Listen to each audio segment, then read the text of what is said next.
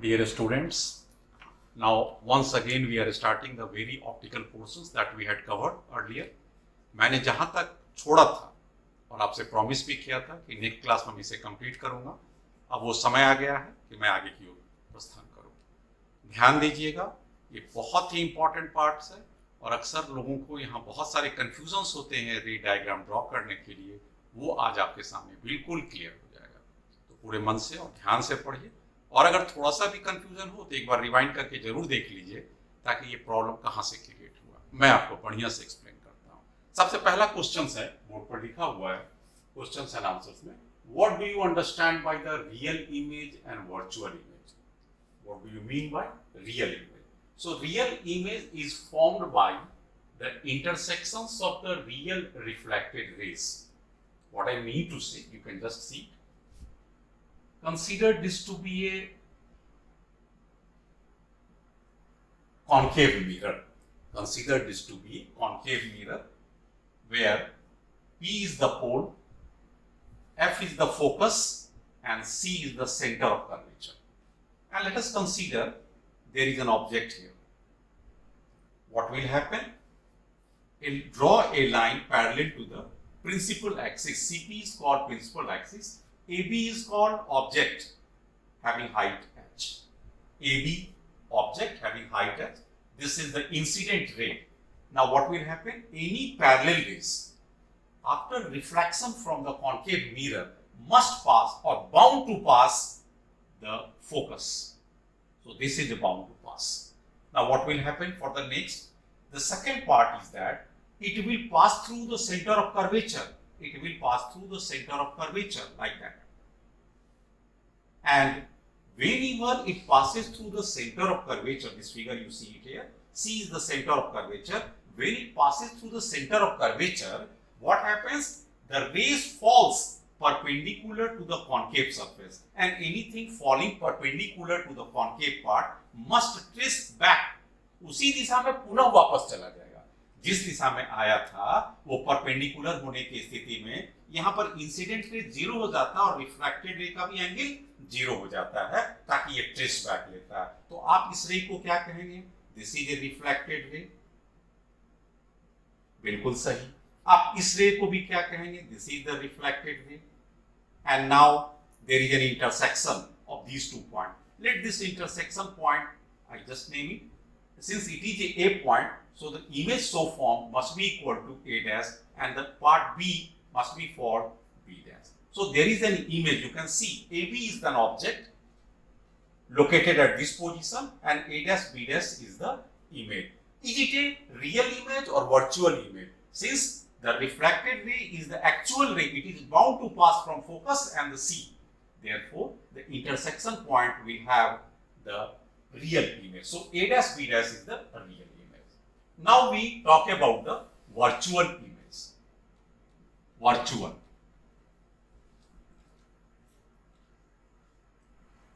And for that I must say the point of intersection of the refracted ray and this refracted ray must be virtually refracted ray. Then the image so formed will be virtual image. That is a very simple. How can it happen? Just see it. Now once again I give you a concave mirror like that and see what will happen. This is the pole. I call it a center of curvature. I consider this to be a focus and let us consider object is in between F and P. So what will happen? As usual, it falls perpendicular to this and whenever it is a parallel to the principal axis, what I said, it is bound to pass through the focus. ये focus से pass करेगा ही करेगा. Now the next part, as I said you earlier, it has to pass through the center of curvature, and if it passes through the center of curvature, what will happen? Very simple. It will fall perpendicular to the mirror part. That is, normally it falls and it traces back. Now these two rays, this is called divergent ray. Divergent reflected ray. This is called divergent reflected ray. Will it cut in this direction? It will never. Then what will happen? If you put eyes here and see the trace the image, the image will be somewhere different place.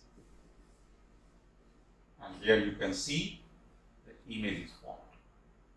So this part is A, because this part, if I give A and B, so this is the point going here, it is A dash and B dash. Now it is a H dash and this is called H. H is object height. What is a H dash? Image height. Now you can see the image so formed is behind the mirror and no rays can go behind the mirror. So should I consider it a real or virtual? Since these reflected rays are virtually reflected ray. Reflected ray, virtual. Reflected ray, virtual. So finally I call, हम लोग इसे कह सकते हैं कि जो image बन रहा है वो वर्चुअल इमेज बनेगा. तो that is the definitions of virtual image. कब फॉर्म करता है? दिमाग में सेट हो गया? जब रिफ्लेक्टेड रे वर्चुअल हो और इमेज मिरर के बिहाइंड बनेगा. ये हमारा पहला पार्ट हो. Yes, before you there is another question. बहुत इंपॉर्टेंट है. नॉर्मली इसकी कॉन्सेप्ट का क्लियर होना अति आवश्यक है. The question is what is the difference between paraxial rays and you can see marginal rays? For which rays mirror formula 1 by V plus 1 by U 1 by F valid? So very simple question is there. What is the paraxial rays? Of course the parallel rays coming from the distance when the aperture is small. जब mirror का aperture छोटा होता है तो ये क्या होता है? All the parallel rays converge at a common point and this common point is called focus.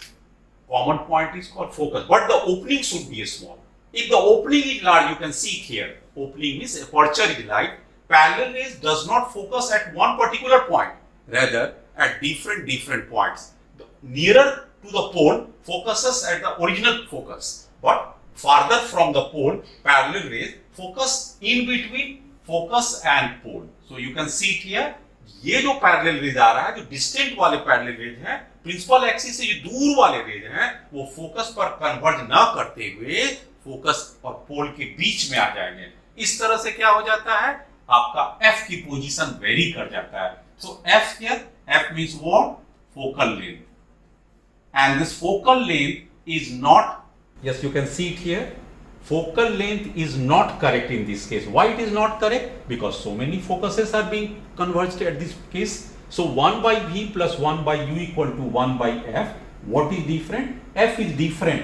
And as F changes for different positions of the rays coming and falling on the concave mirror, so this formula is not valid for marginal rays. So concluding point is, what is concluding point? For paraxial rays only, the mirror formula valid. And what is the paraxial rays meaning? The aperture should be small. That is a small opening of the mirror should be valid, and that is the main point here.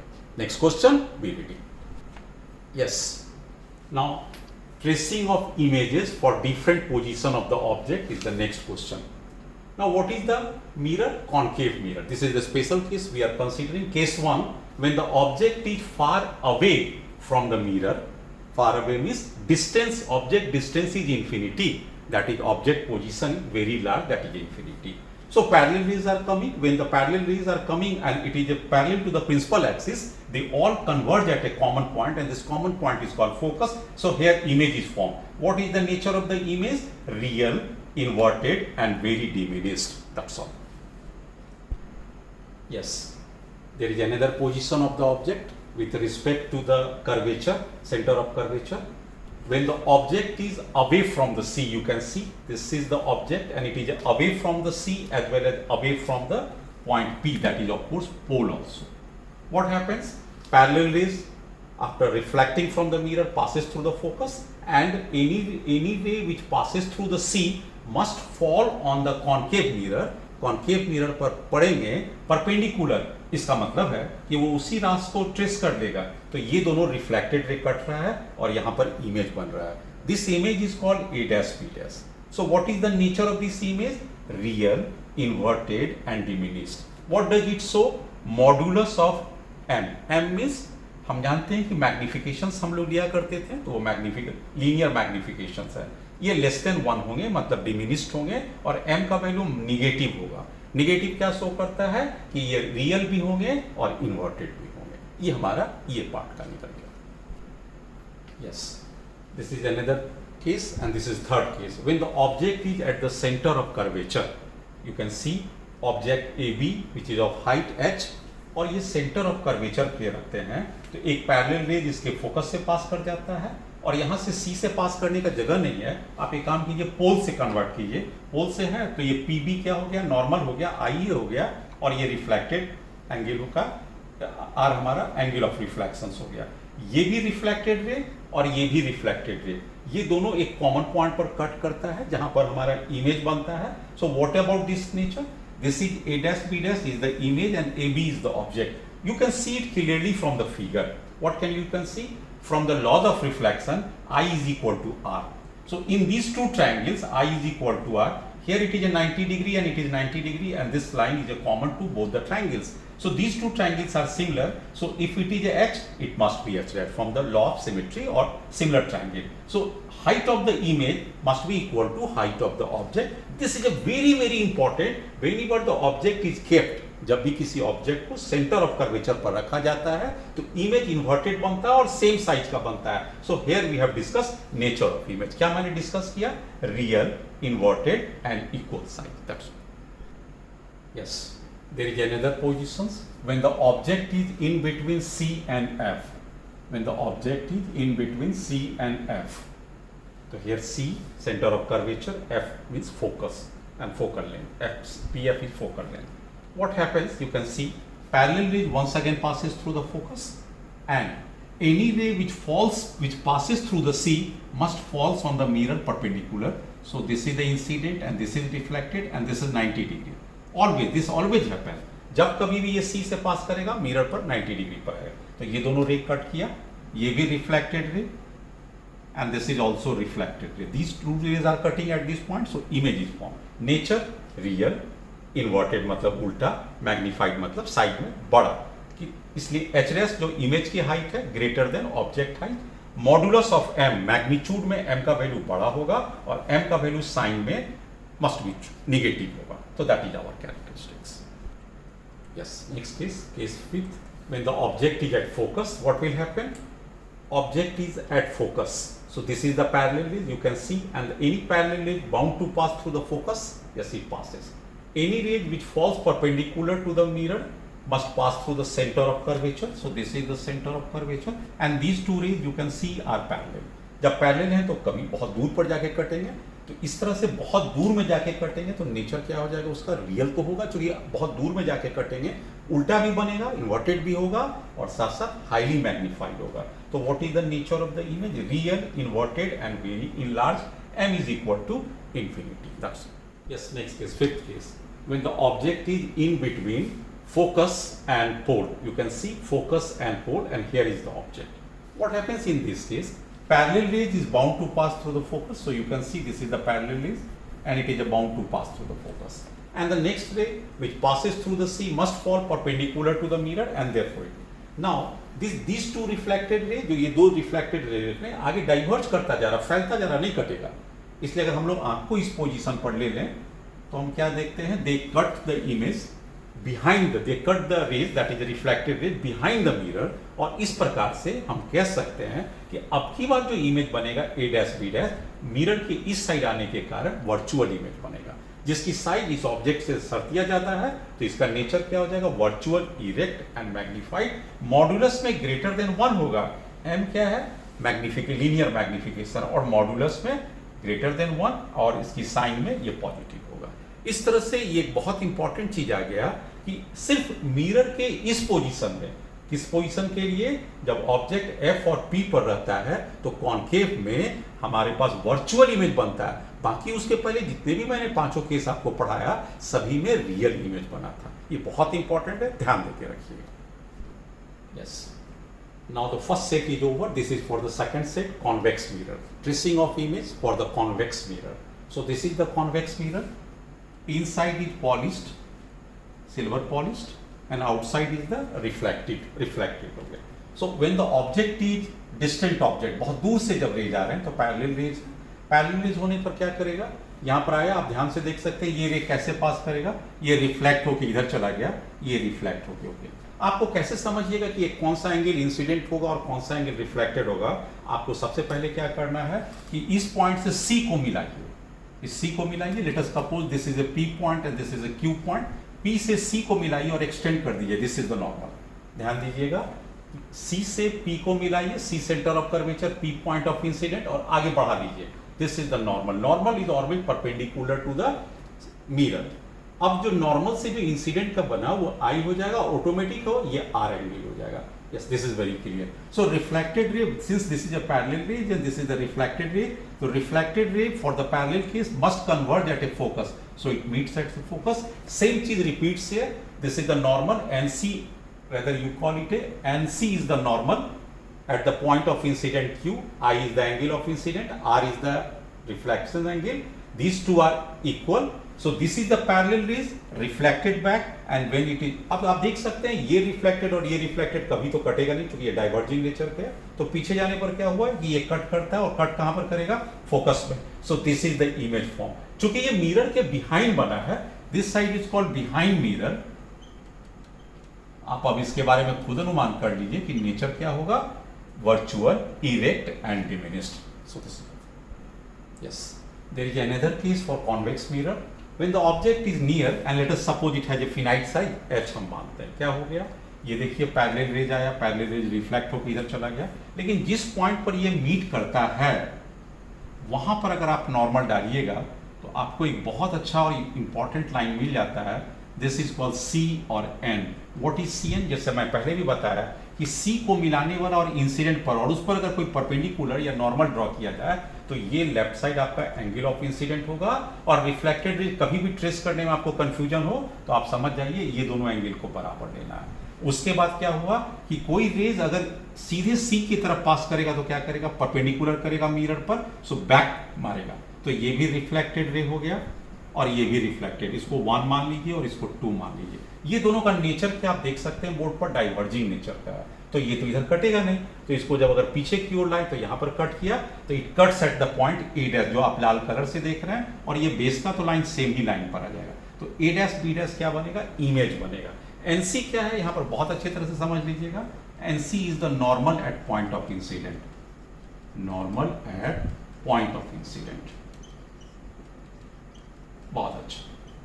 तो अब एक बात ये आ गया कि nature क्या बना, आप देख सकते हैं दिस इज द वर्चुअल, क्योंकि मिरर के इस साइड है, इरेक्ट क्योंकि आप देख सकते हैं ये सामने सामने खड़ा है, और डिमिनिश्ड है, तो मैग्नीट्यूड क्या होगा, लेस देन 1 हो जाएगा, और एम की खुद साइड मैग्निफिकेशन की जो साइन होगी लीनियर मैग्निफिकेशन का, वो पॉजिटिव हो जाएगा। तो 3 ये बहुत महत्वपूर्ण है। तो एक कॉमन बात को याद रखिए, कॉन्वेक्स मिरर के लिए हमेशा इमेज, अगर ऑब्जेक्ट रियल है, अगर ऑब्जेक्ट रियल है तो इमेज हमेशा वर्चुअल होता है, साइज में हमेशा छोटा होता है, और मिरर के हमेशा अपोजिट साइड में होता है, मतलब बिहाइंड द मिरर्स होते हैं।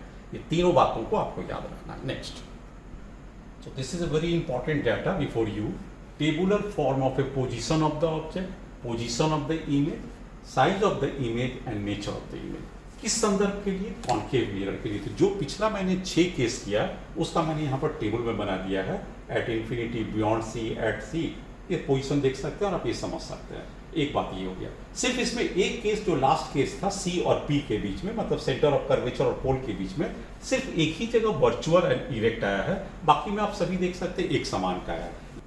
Image nature is always virtual, erect and diminished for any position of the object. It means mod is always less than 1 and magnitude sign is always positive. That is the meaning. Now, there is a very important question normally asked in any competitive examinations or even the board level examination. What is the uses of convex mirror, concave mirror? So it is mostly used in saving mirror. Saving mirror का मतलब क्या होगा? अगर आपको दाढ़ी बनाना है तो क्या करना चाहिए? आपको कॉन्केव मिरर को बहुत नजदीक से हम लाते हैं। नजदीक से लाने का मतलब क्या हो गया कि आपका ऑब्जेक्ट फोकस और पोल के बीच में आ जाएगा। तो इसका कौन सा केस हो गया, जो लास्ट छठा केस जो था, इमेज आपका वर्चुअल बनेगा, इरेज आपका इलार्ज बनेगा और इमेज आपका इरेक्ट बनेगा। तो छोटी सी दाढ़ी अगर डिफेक्ट है कहीं पर या छूटा हुआ है तो आपका बड़ा इमेज बनता है और हम लोग आराम से उसे कट करके सेव कर सकते हैं। दूसरा हुआ सर्च लाइट पे। सर्च लाइट का मतलब क्या हो जाता है कि अगर हम किसी ऑब्जेक्ट को किसी ऑब्जेक्ट को कॉन्केव मिरर के फोकस पर रख दें तो क्या करेगा, it will prepare a parallel beam of light. तो आप ये देख सकते हैं कि कोई अगर ऑब्जेक्ट है, इस ऑब्जेक्ट को हम कहां पर रख दिए, फोकस पर रख दिए, किसके फोकस पे, कॉन्केव मिरर के, क्या परिणाम होगा, पैरेलल बीम आ जाएगा, लाइट इधर उधर नहीं जाएगा, सिर्फ पैरेलल जाएगा। तो इसका काम क्या हो सकता है, सर्च लाइट में, खोजी लाइट में हो सकता है। आप देखते होंगे गाड़ी का हेडलाइट्स जो होते हैं पैरेलल लाइट के होते हैं, तो उसमें भी इसकी यूज हो सकती है। टॉर्च की रोशनी वो भी आप देखते होंगे कि पैरेलल जाते हैं, और प्रोजेक्टर जो सिनेमा हॉल में प्रोजेक्टर चलता है वो भी पैरेलल जाते हैं, तो इसकी भी बहुत अच्छी यूज हो सकते हैं। ईएनटी, ईयर नोज एंड, आप देख सकते हैं टीथ के केस के लिए हो गया। ईएनटी डॉक्टर्स हमेशा यूज करते हैं, कैसे यूज करते हैं, आप अगर ध्यान से देखोगे तो डॉक्टर के सर के ऊपर में एक लेंस लगा रहता है और दूर से लाइट बल्ब जलता रहता है। बल्ब जैसे ही दूर से बल्ब उसके सर के ऊपर टकराते हैं तो दूरी के कारण वो पैरेलल यूज हो जाता है, और वो लाइट कहां पर फोकस करता है, affected part of a patient, चाहे वो आंख हो उसको वो चेक कर सकता है, जिसे हम लोग ऑप्थेल्मिस्ट कहते हैं। अगर वो नोज को चेक करना है तो उसको भी कर सकता है, अगर टीथ को चेक करना रहता है वो भी चेक करता है। यहाँ पर हमें कैसा लाइट चाहिए, फोकस लाइट चाहिए। और एक हो सकता है सोलर कुकर में, जो आजकल के लेटेस्ट डिजाइन में चलता है। ये क्या प्रोसेस है भाई, सिंपल प्रोसेस है। यहाँ पर किसी हम ओवन का प्रयोग नहीं करते हैं, बल्कि सनलाइट को डायरेक्टली फॉल कराते हैं ग्लास कवर के ऊपर से, और ये कॉन्केव मिरर का रहता है। इसके अंदर कुकिंग आइटम्स आप रख सकते हैं, थोड़े पानी भी डाल सकते हैं। पहले ले जाएंगे तो क्या करेंगे, they will focus at A point and intense heat is produced, और इस हीट से हम उसे खाना बना सकते हैं। तो this is the very important parts of the concave mirror. Next, एक और यूज भी आपको आता है, कॉन्वेक्स मिरर का क्या यूज हो सकता है। आप फिगर देख सकते हैं, दिस इज कॉन्वेक्स। ये एक रेज देखिए आपके पास आ रहा है, let us consider parallel raise. ये देखिए लाइट रिफ्लेक्ट होकर डाइवर्ज चले जाते हैं, क्योंकि आप जानते हैं कि कॉन्वेक्स मिरर में हमेशा रिफ्लेक्टेड रेज डाइवर्ज होते हैं। अब ये डाइवर्ज होने के कारण क्या होगा, रेज फैल जाता है। तो जरा सा आप गेस कीजिए, इसे हम लोग कहाँ करते हैं, हर व्हीकल्स में रियर मिरर का प्रयोग करते हैं, ताकि आप पीछे के दृष्टिकोण को देख सके। आप अगर गाड़ी को ड्राइव कर रहे हैं तो पीछे तो आप देख नहीं सकते हैं, और पीछे से कोई गाड़ी आ रही है तो उसके आप पोजीशंस या लोकेशंस को आप देख सकते हैं with the help of A rear view. मतलब अगर कोई गाड़ी यहाँ तक भी है और यहाँ तक भी है तो इस रेंज में आपको इसको देख सकते हैं। और जरा सा आप ध्यान दीजिए कि आप अगर कॉन्केव मिरर को यूज करते हैं तो आपका रेंज क्या हो जाता है, कम जाता है रेंज। अगर कॉन्केव मिरर को लेते हैं तो कैसा रेंज आता है, ये देखिए कॉन्केव मिरर में आ रहा है, ये रेंज देखिए ऐसे करके आ गया। आप देख सकते हैं रेंज बहुत छोटा हो जाता है कॉन्केव के केस में, और कॉन्वेक्स के केस में क्या आ जाता है, ये फैलता हुआ चला जाता है। तो उस केस के लिए हम लोग क्या कर सकते हैं, कभी भी कॉन्केव मिरर का प्रयोग पीछे के ऑब्जेक्ट को देखने के लिए गाड़ी में नहीं प्रयोग करते हैं, और गाड़ी में प्रयोग इसी का करते हैं। तो एक इसका क्या यूज हो गया कि गाड़ी में जो प्रयोग किया जाता है मिरर को जो पीछे देखने के लिए, वो कॉन्वेक्स मिरर करते हैं। दूसरी भी इसकी क्या खासियत होती है कि रियर व्यू इसका काफी बढ़ जाता है, जिससे कि हम अपने पीछे के बहुत दूर तक के रेंज को देख सकते हैं। तो ये इसका पहला यूज है। Yes, there is a problem before you. An object 4 centimeter height is placed at a distance of 6 centimeter in front of a concave mirror. So problem is of concave mirror of a focal length 12 centimeter. So f is given, u is given, and the height h is given. So h is 4 centimeter, u is minus 6 centimeter, y minus because it's concave mirror. Focal length 12 centimeter, y minus because it's concave mirror. There is a mirror formula, 1 by v plus 1 by u equal to 1 by f. V is the required limit. U is given, that is a minus of 6 centimeter, of course, so it becomes minus, and the focal length, of course, is given 12 centimeter. So it is 12 centimeter with negative sign. So what is 1 by V? This must be equal to 1 by 6, that goes that side, and 1 by 12. This must be equal to 1 by 12 with positive sign, because 1 by 6 is greater than 1 by 12. Therefore, what is a V? That is 12 centimeter. Of course, it is coming positive. Now you can certainly find what is the locations of the image. The locations of the image is at 12 centimeter. What is the m? M is equal to minus v by u. This is called linear magnification.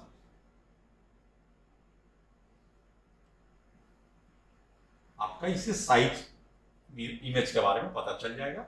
Minus formula का sign है, v आपका positive sign है 12 centimetre, and u is given already minus of 6 centimeter. Minus minus getting cancelled 2, because it is a number, centimeter getting cancelled, m is equal to 2. Now the very important part is that if m is a positive, what does it mean? It means it is a virtual. If m is greater, virtual means positive. M is greater, getting 2, that is the virtual value because it is a positive, m is a positive, m is equal to 2 means what? It is the magnified and erect. Why it is a erect? Anything coming positive must be erect. That. Yes, there is a problem. An object 3 centimeter height is placed at a distance of 16 centimeter. तो height h का value 3 centimeter, object distance, क्योंकि ये concave mirror है इसलिए h को negative लिए हैं, which produces a real image. Real image का मतलब क्या हो जाएगा? आप अच्छी तरह समझ सकते हैं कि m का value negative आना है, तो real image 4.5 centimeter height, तो h dash की value दिया. h dash को हमने क्यों negative लिया? कोई भी चीज रियल आएगा तो लाइन के ऊपर जाएगा, ये लाइन के नीचे जाएगा, तो ये लाइन के नीचे जाएगा, इसलिए h dash equal to negative लिया as a real के कारण लिया. Now there is a basic formula for the magnification of a mirror. M must be equal to minus of V by U. V is the image distance, U is the object distance. Okay. There is a yet another formula. M is equal to H dash by H. So we are using these 2 points here. V के जगह पर मैं छोड़ दिया, V निकालना आपके पास है. U के जगह according to the question minus 16 centimetre है और आपके पास H dash by H का रेशियो दिया हुआ है. H dash कितना है आपने पहले ही देखा था, ये 4.5 विद नेगेटिव साइन है एंड ऑब्जेक्ट डिस्टेंस जो कि लाइन से ऊपर रहता है इसलिए पॉजिटिव है 3 है. इन दोनों की वैल्यूज को सॉल्व करते हैं, v equal to -24 centimetres. Okay, now the first part is over.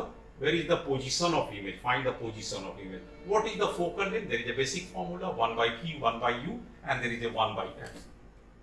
Now in place of a v you can certainly write -24 centimeter. In place of u there is a minus of 16 centimeter. You can see it from the board itself here. And f, जब आपको किसी चीज का value निकालना और उसकी sign नहीं दिया हो तो मत पुट कीजिए, स्पष्ट रूप से आपकी वैल्यू आ जाएगा. इसलिए f की वैल्यू जो आप कैलकुलेट करते हैं -48/5, या हम लोग कह सकते हैं -9.6 centimetre. So that is the final answer. Yes, yes, there is a last problem of this group and let us consider it is a convex mirror problem. Here it is given object height is 7 centimeter, object distance from the pole is -20 centimeter, and the focal length itself is given. Focal length क्या होगा आप जरा सोचिए तो, positive या negative. इसका centre इस side है, राइट साइड है, तो focal length of course positive होगा. भी आपको निकालना है तथा ऑब्जेक्ट हाइट 7 सेंटीमीटर दिया हुआ, ये सेंटीमीटर 7 है. हमने क्या किया 1/v 1/u 1/f. जिसका निकालना है उसका साइन मत पुट कीजिए. u का साइन आप देख सकते हैं पोल के लेफ्ट साइड होने का मतलब नेगेटिव हो गया.